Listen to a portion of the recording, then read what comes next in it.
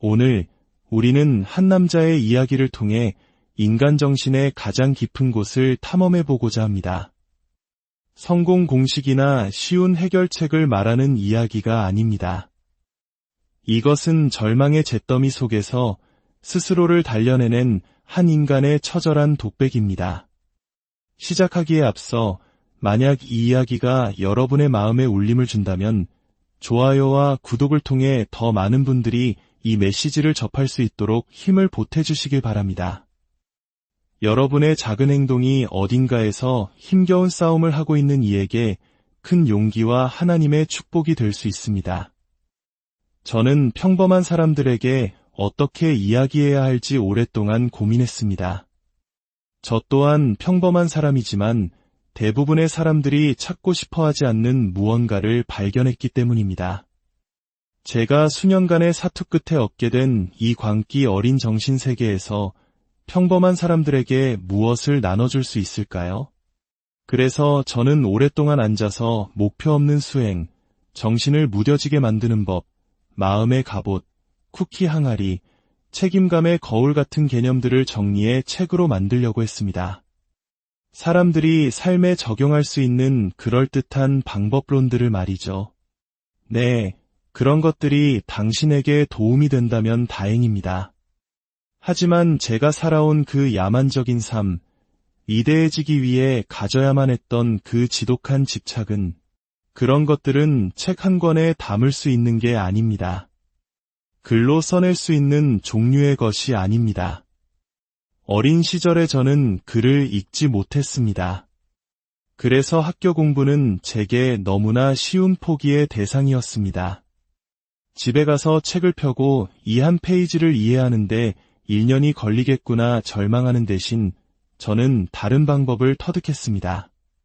바로 캐릭터를 만드는 법이었습니다.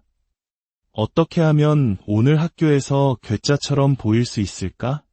어떻게 하면 아이들의 시선을 다른 곳으로 돌릴 수 있을까? 저는 136kg의 거구에 내면은 불안감으로 가득 찬 아이였습니다. 사람들의 환심을 사기 위해 거짓말을 하고 진짜 나를 숨긴 채 성공할 때까지 그런 척하는 캐릭터를 연기했죠. 스페인어 책, 과학책, 영어책을 펼치면 마치 외계어처럼 보였습니다. 어디서부터 시작해야 할지 막막했죠. 매일매일 저는 광대였고 또 다른 누군가를 연기했습니다. 인간으로서의 자존감, 영혼, 그 무엇도 제게는 없었습니다. 아주 작은 자존심 한 조각만이 남아있었을 뿐인데 바로 그 작은 조각이 모든 것을 바꿀 문을 열어주었습니다.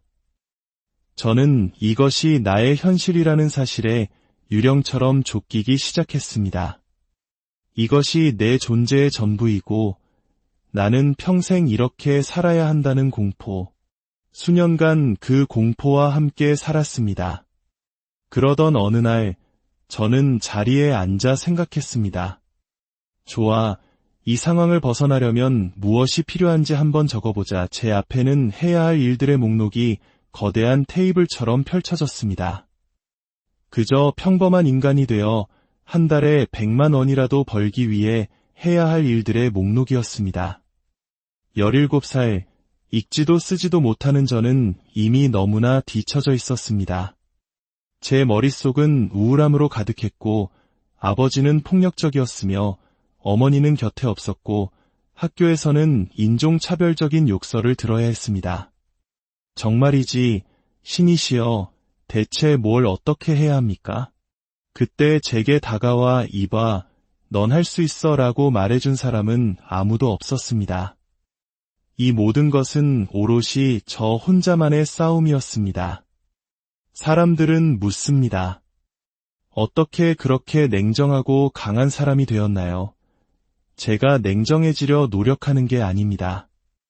이것이 제 삶의 현실이었고 지금도 수많은 사람들이 마주하고 있는 현실이기 때문입니다. 그 끔찍한 현실에 쫓기는 유령이 되어야만 했습니다. 그 지독한 고통이 있어야만 제 안의 모든 것을 끄집어낼 수 있었습니다. 그리고 그 유령은 오늘날까지도 제 안에 존재합니다. 왜냐하면 당신이 아무리 발전하고 스스로를 변화시켜도 그것은 영원하지 않기 때문입니다. 어느 날 아침 눈을 뜨면 사람들은 말할 겁니다. 이봐, 당신은 데이비드 고긴스잖아. 기록을 깨고 수많은 업적을 이뤘지. 하지만 저는 압니다. 제 안의 스위치를 단 한순간이라도 꺼버리면 저는 과거에 나약했던 데이비드 고긴스로 돌아간다는 것을요. 저는 매일 그 과거의 나와 싸우고 있습니다. 그것은 끔찍한 선택의 연속입니다. 그 선택은 저를 오해받는 사람으로, 미친 사람으로 만듭니다. 그래서 저는 소셜미디어를 증오했습니다. 2013년 사람들이 제게 책을 써달라고 했을 때 저는 거절했습니다. 5년이 지난 2018년에야 책을 냈죠. 왜냐하면 저는 알고 있었기 때문입니다. 제가 지금의 위치에 오르기까지 어떤 대가를 치렀는지. 그런데 이제 와서 소파에 편히 앉아 과자를 먹고 있는 평범한 사람들, 과거의 저와 똑같이 뚱뚱하고 게으른 사람들이 저를 멋대로 판단하고 비난할 것이라는 사실을요. 그들은 말하겠죠. 저 사람은 불행할 거야. 당신들이 매일 아침 이 무거운 신발을 신고 다시 지옥으로 걸어 들어가는 게 얼마나 힘든 일인지 알기나 합니까? 저는 당신들의 분석 따위는 필요 없습니다. 시궁창 같은 제 인생에 저를 구원해준 사람은 아무도 없었습니다. 단 한 명도요. 그런데 40이 넘은 지금 똑똑한 사람들이 제 주위에 앉아 제 인생을 어떻게 살아야 할지 조언하고 있더군요. 그 독과 같은 소셜미디어 세상에서 무엇이 옳은지 가르치려 들었습니다. 아니요, 이제는 제가 압니다. 무엇이 제게 좋고 나쁜지. 제 미래를 당신들에게 맡길 수 없습니다. 사람들은 소셜미디어에서 인생의 좋은 면만 보여주려고 합니다. 멋진 차, 좋은 집, 화려한 휴가. 하지만 저는 인생의 좋은 면을 가르치지 않습니다. 저는 여러분 대다수가 겪고 있을 진짜 현실, 그 지옥 같은 단면을 보여줄 겁니다. 사람들은 자신의 약한 모습을 아주 잘 숨깁니다. 하지만 저는 더 이상 숨고 싶지 않습니다. 이미 24년 동안이나 숨어 살았으니까요. 인간으로서 우리가 성장할 수 있는 유일한 방법은 바로 자기 자신을 정직하게 마주하는 것입니다. 스스로에게 상처받기 쉬운 가장 연약한 모습을 드러내는 것입니다. 당신은 책 몇 권 읽는다고 바뀌지 않습니다. 당신이 성장하는 유일한 길은 거울 앞에 서서 마치 제가 그랬던 것처럼 이 긴 테이블보다 더 길게 늘어선 자신의 문제점들을 마주하고 이렇게 말하는 것입니다. 좋아, 내가 어딘가에 도달하기 위해 해야 할 일들이 이것들이군. 그 목록에는 좋은 것이라곤 단 하나도 없었습니다. 열정, 동기부여, 그런 아름다운 단어는 없었습니다. 그저 매일매일의 끔찍한 수행만이 있을 뿐이었습니다. 사람들이 남용하는 그 모든 단어들을 저는 증오합니다. 열정, 훈련, 동기부여. 이제 그 단어들은 의미가 퇴색되었습니다. 진정한 변화는 방 안에 홀로 앉아 자기 자신을 파헤치고 젠장, 이건 정말 끔찍하겠군 이라고 인정하는 데서 시작됩니다. 당신의 몸무게가 136kg일 때 열정이 어디 있습니까? 글을 읽지도 쓰지도 못하는데 동기부여가 어디서 나옵니까? 그렇다면 이 모든 변화는 어떻게 일어났을까요? 저는 그저 했습니다. 그냥 했습니다. 스스로에게 말했습니다. 어쩌면 이 여정의 끝에 무언가가 나를 기다리고 있을지도 몰라. 만약 아무것도 없더라도 최소한 나는 글을 읽을 수 있게 되겠지. 최소한 내 몸무게는 84kg이 되어 있겠지. 마법의 약 같은 건 없습니다. 아침에 일어나 동기부여 영상을 보는 것. 아니요. 그런 단어들은 모두 과대 포장된 쓰레기일 뿐입니다. 그저 하십시오. 당신은 살아있습니다. 어떻게 살고 싶습니까? 어떻게 죽고 싶습니까? 어떻게 기억되고 싶습니까? 그게 전부입니다. 사람들은 왜 자신이 실패자인지, 왜 앞으로 나아가지 못하는지 이유를 찾기 위해 온갖 강연회를 쫓아다닙니다. 매년 똑같은 행사에 등록하며 무언가 다른 비법을 배울 수 있을 거라 기대하죠. 아니요, 당신은 게으를 뿐입니다. 당신은 무엇을 해야 할지 정확히 알고 있습니다. 글조차 읽지 못했던 저조차도 무엇을 해야 하는지는 알고 있었습니다. 단지 그것을 하는 것이 지독하게 고통스러울 뿐입니다.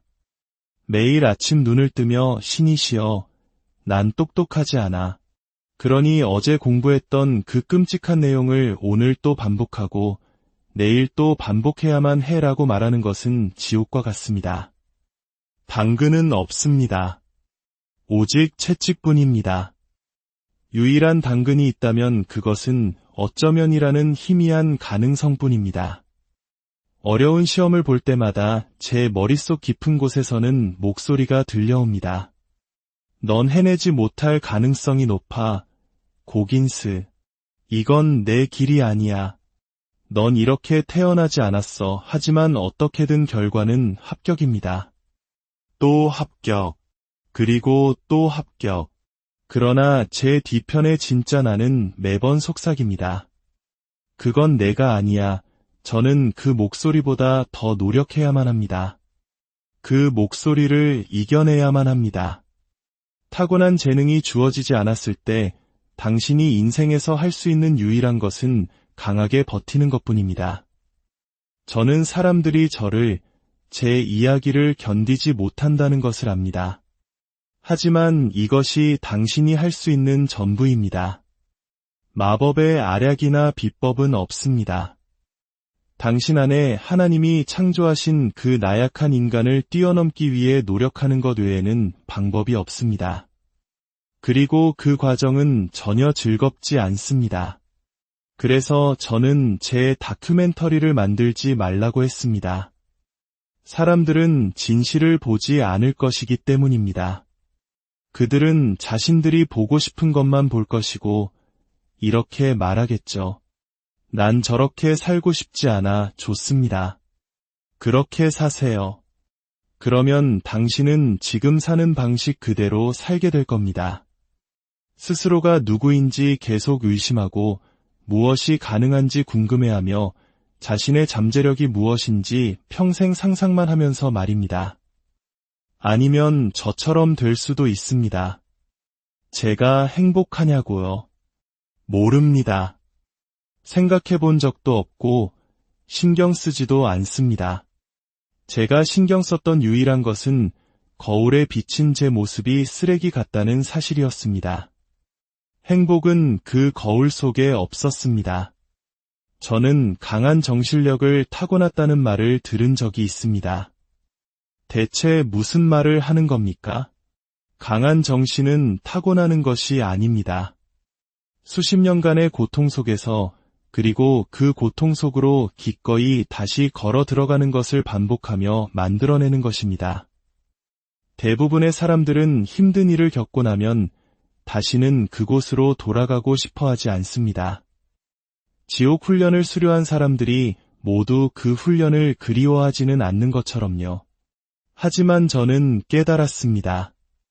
저는 돌아가고 싶지 않지만 돌아가야만 합니다. 반드시 돌아가야 합니다. 왜냐하면 제 인생의 모든 지혜와 성장은 바로 그 고통스러운 과거 속에 존재하기 때문입니다. 인생의 유일한 핵, 즉 지름길은 없습니다. 유일한 핵이 있다면 그것은 지독하게 고통스러울 것이라는 사실뿐입니다. 반복하고 또 반복하고 계속해서 반복하는 것. 그것이 유일한 방법입니다. 사람들은 모든 것을 가졌을 때조차 제게 묻습니다.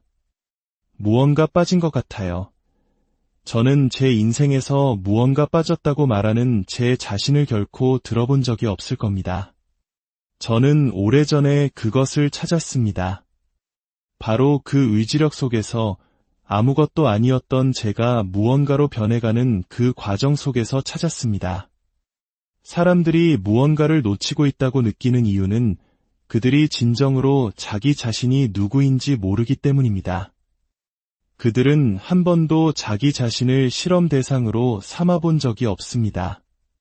우리는 모두 실험실의 주인 동시에 그 실험을 진행하는 과학자입니다. 당신은 당신 자신을 창조하는 존재입니다. 사람들이 공허한 이유는 그들 내면의 75%가 여전히 잠재력이라는 이름의 감옥에 갇혀 있기 때문입니다. 그들은 자신의 의지, 영혼, 용기, 투지를 발견하려 하지 않았습니다. 왜냐하면 그 과정이 두렵기 때문입니다. 매일 아침 일어나 나는 어리석지만 더 똑똑해질 방법을 찾고 싶다고 말하는 것은 난 그냥 못하겠어 라고 말하는 것보다 훨씬 무서운 일입니다. 그래서 사람들은 스스로가 할 수 있는 일의 범위를 아주 작은 상자로 제한해버립니다. 과거에 제 상자는 바늘구멍만 했습니다. 하지만 제 자신을 탐구하고 의지력과 용기를 기르면서 그 상자는 이제 이 테이블보다 더 커졌습니다. 이것이 진짜 현실입니다. 인생은 지름길이 없습니다. 당신 대 당신의 싸움입니다. 만약 당신이 이 말을 오해한다면 당신에게는 정말 심각한 문제가 있는 겁니다. 문제는 당신 자신이고 당신은 그것을 고치고 싶어 하지 않는 겁니다. 제가 살아오면서 했던 모든 일들, 저는 단 하나도 하고 싶어서 한 것이 없습니다. 저는 본질적으로 게으른 인간입니다. 하지만 동시에 저는 이 지구에 발을 디딘 가장 열심히 일하는 사람 중 한 명이라고 자부합니다. 이것은 자만이 아닙니다. 제가 무엇을 했는지 알기 때문입니다. 이것이 대부분의 사람들이 의지력을 키우려 하지 않는 이유입니다. 그 과정은 무섭습니다. 그것은 당신이 누구이며 누구가 아닌지에 대한 수많은 것들을 드러냅니다. 그리고 많은 사람들은 그 여정을 떠나고 싶어 하지 않습니다. 왜냐하면 그 여정은 결코 아름답지 않기 때문입니다. 일단 당신이 그 문을 열고 내면의 힘을 깨우면 당신은 그것을 끌 수 없습니다. 사람들은 묻습니다. 왜 아직 은퇴하지 않나요? 제가 이 모든 의지력을 쌓아 올렸는데 이제 와서 무릎이 아프다는 이유로 이 힘이 저를 그냥 쉬게 내버려 둘 것 같습니까? 아닙니다. 아침에 눈을 뜰 때마다 몸은 말합니다. 무릎이 아프다. 다리가 아프다. 온몸이 쑤신다. 하지만 넌 여전히 뛸 수 있다. 그런데 왜 뛰지 않는 거지? 뛸 수 있는 한 저는 뜁니다. 멈추는 순간 의지력은 사라집니다. 24살에 저는 무언가를 쌓기 시작했습니다. 49살이 된 지금의 모습이 될 줄은 상상도 못한 채 말이죠. 저는 우리가 가진 내면의 힘이 얼마나 강력한지 말로 다 표현할 수 없었습니다. 사람들은 저를 미쳤다고 말합니다. 제가 한 일을 상상할 수 없기 때문입니다.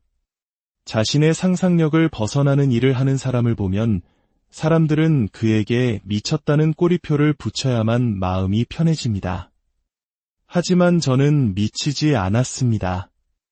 제가 가야 할 곳에 가기 위해 무엇을 해야 했는지 정확히 알고 있을 뿐입니다. 이것이 오늘 제가 전하고 싶은 이야기의 전부입니다. 인생의 본질을 마주하십시오. 고통 속에서 성장하고 변명 뒤에 숨지 마십시오. 당신의 침대에서 병원에서 70, 80, 90세가 되어 누워있을 때 무언가 하지 못했다는 후회의 감정에 사로잡히지 마십시오. 당신은 아무것도 하지 않았기 때문에 그런 감정을 느끼는 겁니다. 저는 텅 비어있지 않습니다. 제 몸 안에는 단 하나의 빈 공간도 없습니다. 왜냐하면 저는 제 인생의 마법의 약을 발견했기 때문입니다. 그것은 바로 고통을 정면으로 마주하고 그 안에서 나 자신을 재창조하는 것입니다. 그것이 진정한 평화